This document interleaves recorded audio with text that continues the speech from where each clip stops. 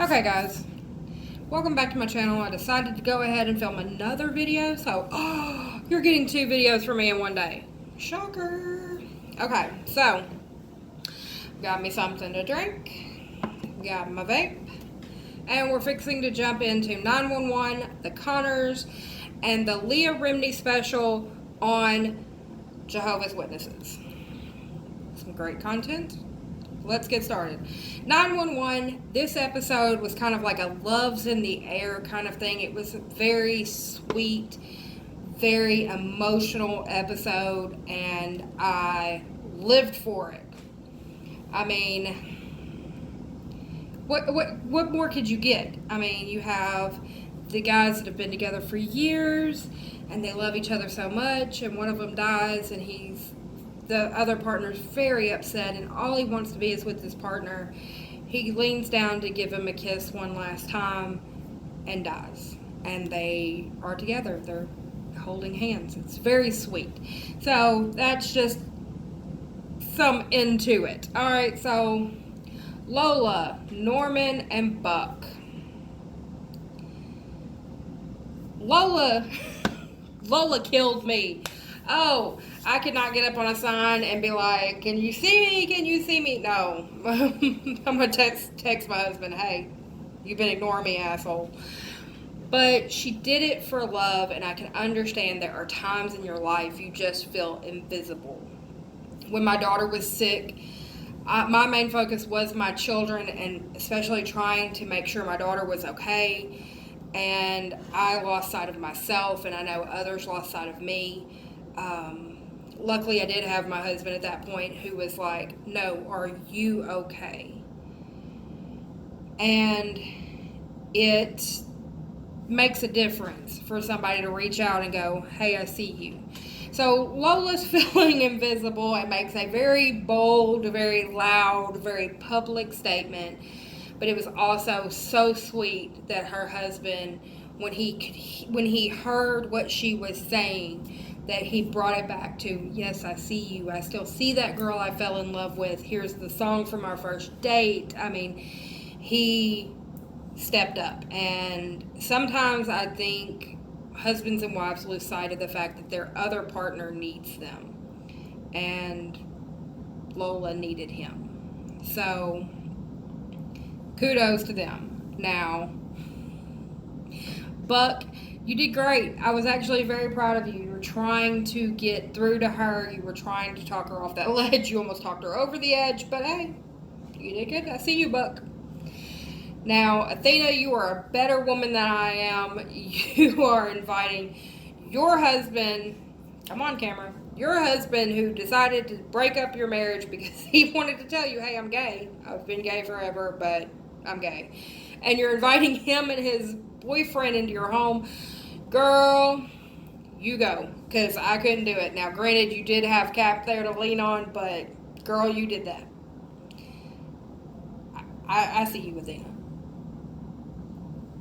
Now, Gabby and Chimney, oh, I love you two together. I love you two together. Y'all are so sweet, and you're so cute.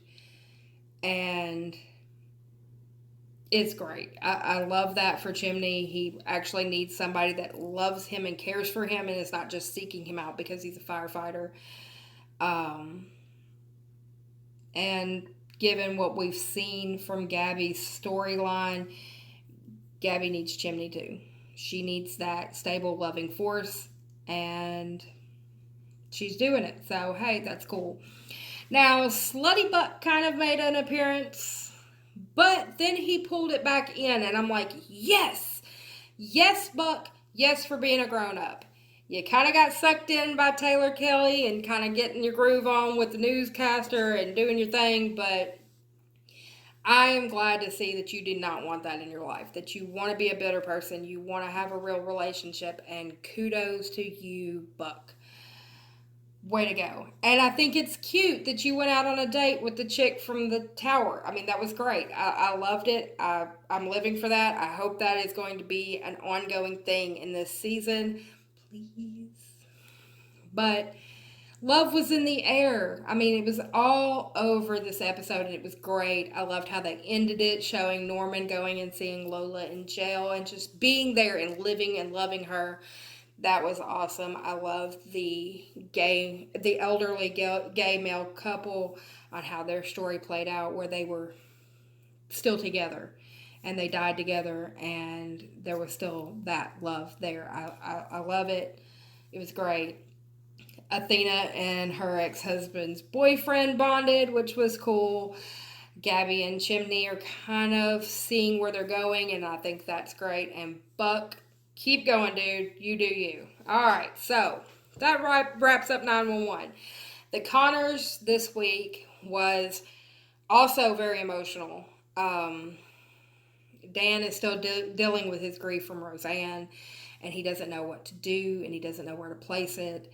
And I went through the same thing when I lost my daughter. I know losing a child is not like losing a spouse, but I went through the same thing because I spent 7 years taking care of my daughter morning, noon, and night, being her nurse, being her advocate, staying in hospitals with her. And when she passed away, it was like I was lost.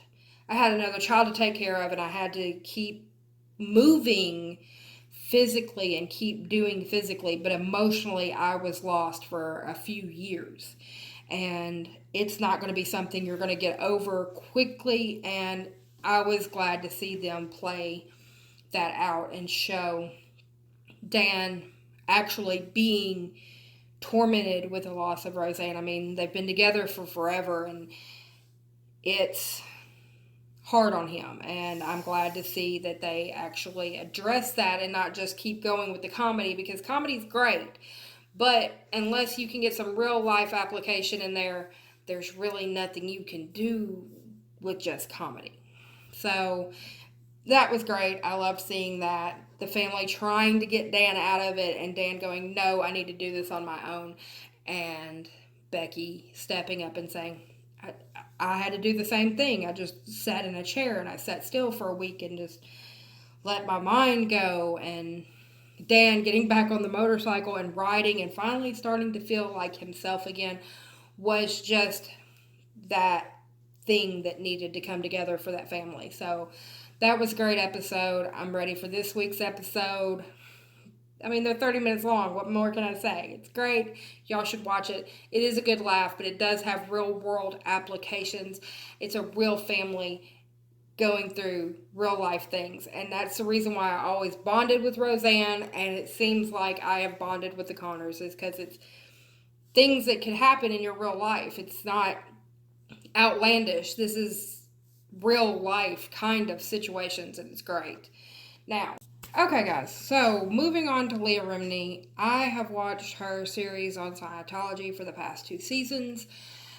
I am intrigued. I've always kind of questioned the religion of Scientology because it was not one of those that you could just openly investigate, and you have to pay money to take these classes. It was just, it always seemed weird to me, and I always wondered why so many people were involved in this religion when you really couldn't find anything out about it. It was very strange to me. So I have watched her series the past 2 years.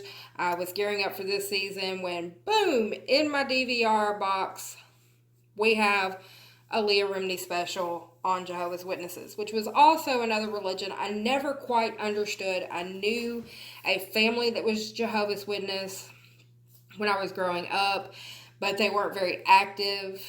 I just knew that they were Jehovah's Witness because they didn't celebrate birthdays or holidays or things of that nature, but they weren't the family that went around knocking on people's doors and things like that. So I had kind of a vague understanding of Jehovah's Witnesses before this special, but didn't realize exactly what level you were dealing with until you're hearing these stories from these people that were in the religion. And in the instance of speaking on Scientology and now Jehovah's Witnesses, I'm going to say religion because it does seem very cult-like to me. That is my opinion. I'm not shoving that on anybody. That is just the way I see it. If that's your religion and you love it and you're all about it and it brings you good vibes, go for it. Because a lot of people look at me when I say I'm Wiccan and are like, oh, you worship Satan and blah, blah, blah, blah. And no, I don't. I don't believe there is a Satan. I do believe that there are several gods. I don't believe there's one. I do believe there are several gods. I do not believe in a Satan. I do believe in the power of three, of what you put out there comes back to you threefold. So that gives you more of a incentive to be good instead of evil, because the bad things come back 3 times as worse as you put them out there. So, I mean, people have opinions on my religion. I have some opinions on other religions. Does not mean I'm right, does not mean I'm wrong, does not mean they're right, does not mean they're wrong. It's just a difference of opinion. So, if you do not like this, I'm sorry, and I'll probably make most of my Leah Remini videos just videos on Leah Remini. So if you don't want to watch them, you can just skip over them. But for the context of today, I'm shoving it in with these other 2 shows because this wasn't actually part of the Leah Remini show itself. This was just a special that they did on Jehovah's Witnesses. So, they compared Jehovah's Witnesses to Scientology, and there are a lot of crosshairs there. There are a lot of things that just match up with all of these directives, and only certain people know certain information, and you can get shunned out of this religion and be forced to not speak to family members and be a part of their lives. And it just seems very against what people get into a religion about to me.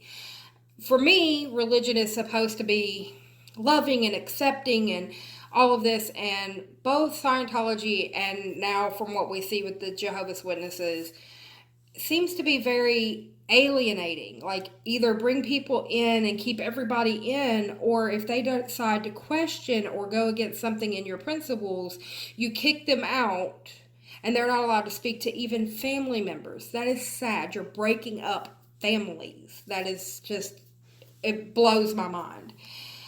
Now, Jehovah's Witnesses believe in Armageddon, which is the end of time, and how there's only going to be a certain amount of people left. You have to follow everything to the letter of the law of the way Jehovah's Witnesses believe, so that you are a part of the group that is left to live in paradise. And they believe 144,000 people are going to be ruling from earth. Everybody else is going to be on earth, living in this peaceful, loving environment where you can go up and hug a lion and nobody's violent and nothing is injured or dying or death or bad, and people could be resurrected if they followed all of the principles of Jehovah. They could be resurrected, and you can see loved ones. And I can understand where that might be a nice selling point for some people. I don't personally believe it, but hey, I'm not going to knock anybody for their beliefs. It just seems to be one of those things is like, here's our great, wonderful thing. And then when you get into it, then you get this long list of, you can't do this, you can't do this, you can't do this, you can't do this. If you do any of this, you're gone, and you can't speak to your mom, your brother, your sister, your children.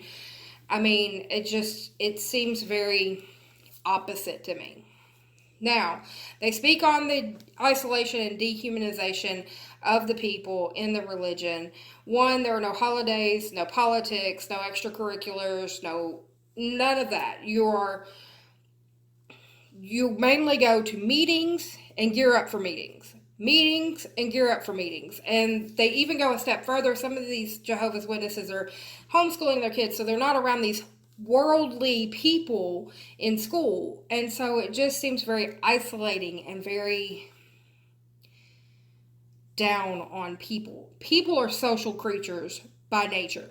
We're just social creatures. You have friends, you have family, you have people you talk to, you have people you don't talk to, but you're just a social person. You have to speak to somebody at some point in time.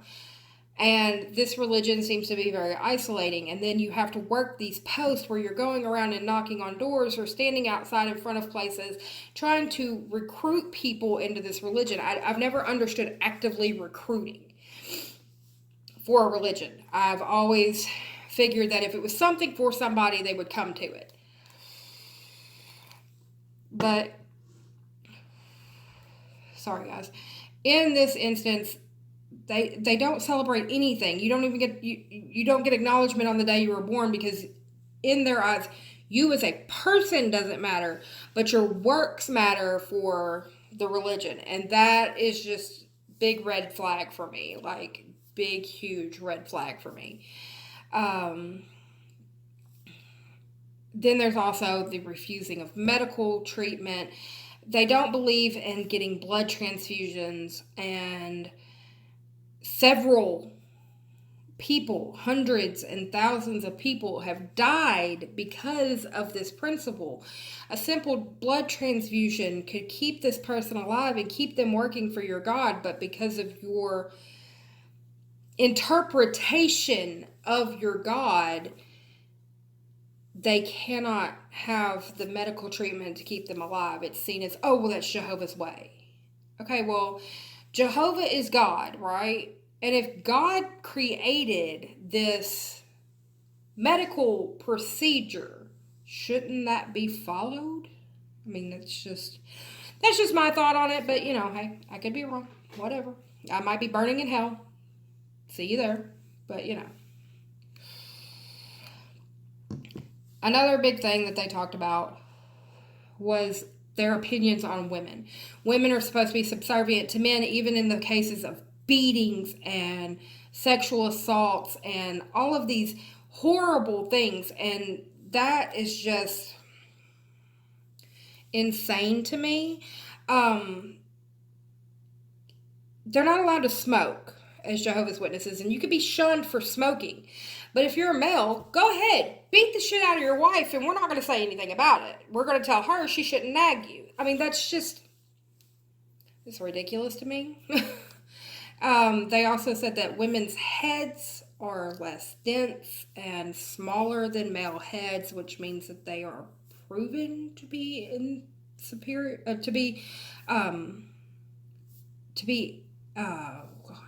my brain just froze. They are proven to be less than men. I've met a lot of people in my life, male and female alike, and there are some really dumb males out there, and there are some really dumb females out there, and on the same side of that, there are some very brilliant females out there and some very brilliant men out there. Just because of some kind of physical trait does not mean that a person is less than another person, and I'm sorry, I will never agree with that. Me and my husband have butted heads on that. My husband will sit around, I'm the king of the castle, I'm the king of the castle. Well, the queen over here says you're full of shit. You have to have that education from both perspectives. Females view the world in a different way than males. I will say that we do. Now, granted, I look at the world more like a male than a female, but there are differences in perspective. And those differences in perspective are what bring us to the point of being intelligent people. When you can see both sides of the coin and you can see what's going on, that's when you've reached a higher level of being the person that you can be. But by pushing down a whole gender of people and saying that they're not worthy of being heard or not worthy of being leaders or anything because of just being that gender, that is ridiculous. And that moves on into the shunning. I just don't get this. I did not understand it through the series on Scientology. I don't get this through this episode with the Jehovah's Witnesses. I just don't understand it. I do not understand a religion breaking apart families. And I don't understand how they can even get people behind this idea or this directive in the religion. I just don't understand it. I don't think I'll ever understand it. To me, blood is thicker than water. I'm there for my family, ride or die, no matter what stupid thing you have done. I'm there for you. I can be that shoulder for you to lean on. I can be that person when you're in need. I don't understand breaking apart families. I just don't understand it. And I don't understand any religion and where they can make that okay. I mean, I just don't get it. Your whole purpose behind your religion is to recruit more people in and recruit more people in so that, more people can enjoy this peace on earth. But then you're like, oh, you smoked a cigarette. You're out. But on the same side of that, they were talking about this bringing charges on a person to accuse somebody of something. You have to have two witnesses. So you have these child molesters that are molesting children and doing these horrible things to kids that really break a person's psyche and break them down. But because there's not two witnesses, because I mean, who's going to be messing with a kid in front of two other people? That person gets a walk and you're blaming the victim. So you could shun somebody for smoking a cigarette, but this dude that has been molesting this 6-year-old girl gets by with it because she didn't have two witnesses? I mean, that is insane to me. And then they started speaking on the level of suicide in this religion, which is another point that people should be looking at. Scientology, same principle. Jehovah's Witnesses, same principle. You have so many constrictions in your religion. You have so many things that people could just lose their minds over that they are literally cannot deal with it and they are killing themselves. That right there should be a blinding red light. Caution, caution, caution. Run as fast as you can because people are literally dying to get away from this religion. I mean, I cannot see where anybody sees this as a good idea. I just don't. Now, like I said, these are my opinions. This is my thoughts on it. When I look at it, I'm like, oh my God, how are there 8 million people in this religion? How are there so many people in Scientology when you have all of these blinding red lights everywhere? I don't see it. I've never been blinded by something. I've always questioned things. I think that's the reason why I'm not in a mainstream religion is because I question so much about them. And I can't say I'm not in a mainstream religion with no backing. I was raised Southern Baptist. My parents used to shove me out the door on Sunday to get on the church bus to go to church. And I went with my friends when I was a teenager, and I even tried religion again with my first ex-husband, but I always had questions. I always questioned why things are this way. Why are you saying this? Why is that your interpretation of this passage? And why is this guiding my life? Why is this book that was written so many thousands of years ago that is nothing but a bunch of tales guiding who I am? I've never understood that. I always questioned that. When my daughter passed away, she was very, very sick, and they would bring chaplains in to speak with you, and I would look at them and go, your God is supposed to be a loving God, right? Well, yes, God is loving and God is caring and understanding and blah, blah, blah. Okay, then why is my 11-year-old child laying in this hospital bed dying, and you have some pedophile down the block that's molested 12 kids that gets to have his life? It's just something I've never understood. I probably never will understand. But if you are a part of those religions and it brings comfort to you, it brings a sense of peace to you, and you can understand it and you can live with it, do you. For me, my religion is what brings me peace and what brings me comfort, and I don't have to answer anybody's questions. I can just be me in my religion, and that is fine by me. And if you can be you in your religion and it's good for you, then you do you. But for me, I'm sitting here looking on the outside going, why? I mean, they're splitting up families, they're denying people medical care, people can't go to, they discourage people from getting an education because they're saying when the world ends, we're not going to need lawyers and doctors, we're going to need carpenters and plumbers. And why are you wanting to lessen somebody's horizons? I just don't understand that. And for me, it would be a blaring red sign for me to run as fast as I could.